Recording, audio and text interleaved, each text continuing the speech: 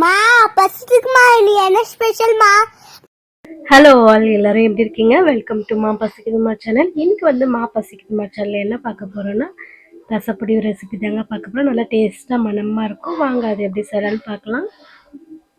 அதுக்கு ஃபஸ்ட்டு மிளகு வந்து ஒரு 100 கிராம் எடுத்துக்கோங்க. அது நல்லா பொன்னிறமாக வறுத்தெடுத்து வச்சுக்கோங்க. அடுத்து சீரகம் 100, இதுவுமே வந்து நல்லா பொன்னிறமாக வறுத்தெடுத்து வச்சுக்கோங்க.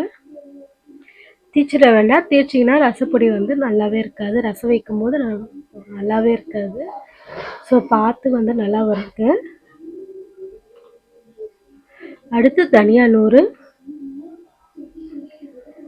நல்லா பொன்னிறமாக வறுப்பட்டுக்கோங்க.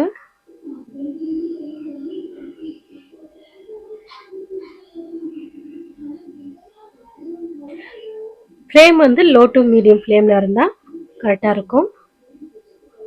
அடுத்து துவரம்பருப்பு 100 கிராம்.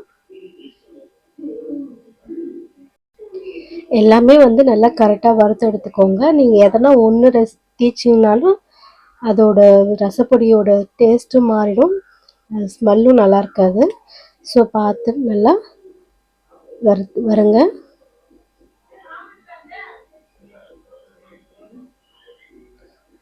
அடுத்து உளுத்தம்பருப்பு 2 டேபிள் ஸ்பூன். இது நான் சொல்கிற அளவு எல்லாமே வந்து 100 கிராமுக்கான அளவு. இதுவும் நல்லா பொன்னிறமாக வறுத்து எடுத்து வச்சுக்கோங்க. அடுத்து 1/2 டீஸ்பூன் அளவு வெந்தயம். வெந்தயம் வந்து சீக்கிரமாக வந்து தீஞ்சிரும், ஏன்னா அது ரொம்ப ஹீட்டில் இருக்கிறதுனால சீக்கிரமாக தீஞ்சிரும். ஸோ நீங்கள் வந்து அந்த சூட்லேயே சும்மா வறுத்தாலே போதும், அது நல்லா வறுப்பட்டுரும். அடுத்து புழுங்கல் அரிசி, இது கண்டிப்பாக போடணும். இது வந்து 2 டேபிள் ஸ்பூன்.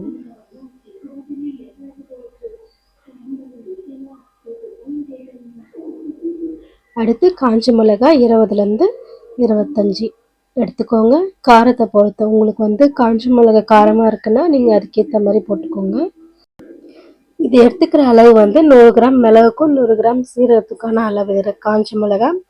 நீங்கள் இது வந்து காரம் இல்லைன்னு ஃபீல் பண்ணீங்கன்னா இன்னுமே ஒரு 5 கூட எடுத்துக்கலாம். இதுவும் நல்லா வறுப்பட்டதும் நல்லா ஆற விட்டுருங்க. எல்லாமே நல்லா ஆறுனதும் நல்லா மிக்ஸ் பண்ணி விடுங்க, ஏன்னா தனித்தனியாக வறுத்தா நல்லா இருக்காது. ஸோ எல்லாமே நல்லா மிக்ஸ் பண்ணி விடுங்க.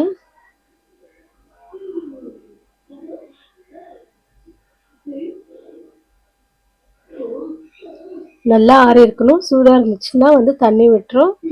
ஸோ நல்லா ஆறுனதுக்கு அப்புறமே வந்து நீங்கள் வந்து மிக்ஸி ஜாரில் போட்டு அரைங்க. கொஞ்சம் கொஞ்சமாக அரைச்சிக்கோங்க, அப்போ தான் வந்து கொஞ்சம் நைஸாக வரும். பாருங்கள், இது வந்து 2-3 தடவை போடுற மாதிரி வரும். இன்னுமே நைஸாக வேணும்னா நீங்கள் ஜல்லடை வச்சு ஜலிச்சு கூட யூஸ் பண்ணிக்கலாம்.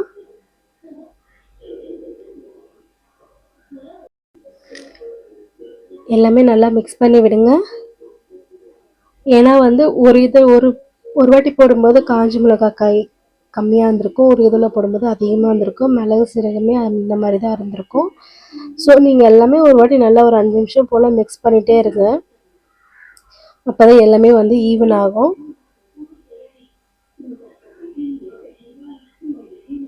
நீங்கள் இதை அரைக்கும் போது அதோட ஸ்மெல் வந்து செம்ம சூப்பராக இருக்கும். இப்போ நான் வந்து அரைச்ச ஃப்ரெஷ் மசாலையே ஃப்ரெஷ்ஷான ரசப்பொடியிலே வந்து நான் ரசம் வைக்க போகிறேன். எல்லாமே நல்லா மிக்ஸ் பண்ணதும் நல்லா ஏர்டைட் கண்டெய்னரில் வந்து ஸ்டோர் பண்ணி வச்சுக்கோங்க. அப்போ தான் உங்களுக்கு வந்து அந்த ஸ்மெல் எல்லா டைமும் யூஸ் பண்ணும்போது ஸ்மெல் இருக்கும். அவ்வளோதாங்க ரசப்பொடி ரெசிபி. நீங்களுமே வீட்டில் ட்ரை பண்ணி பாருங்கள். இப்போ அரைச்ச ஃப்ரெஷ் ரசப்பொடியில் வந்து நான் ரசம் வச்சுருக்கேன். செம்ம சூப்பராக இருந்துச்சு. ரசம் கொதிக்கும் போது ரசப்பொடியும் கொத்தமல்லியும் போட்டிங்கன்னா சூப்பராக இருக்கும் டேஸ்ட்டு. அவ்வளோதாங்க. இந்த வீடியோ உங்களுக்கு பிடிச்சிருந்தா லைக் பண்ணுங்கள், ஷேர் பண்ணுங்கள், சப்ஸ்கிரைப் பண்ணுங்கள். கண்டிப்பாக இந்த ரெசிபி உங்கள் வீட்டில் ட்ரை பண்ணி பாருங்கள். எப்படி இருந்துச்சுன்னு கமெண்ட்டில் சொல்லுங்கள். பாய். நல்லா சாப்பிடுங்க, நல்லதே சாப்பிடுங்க.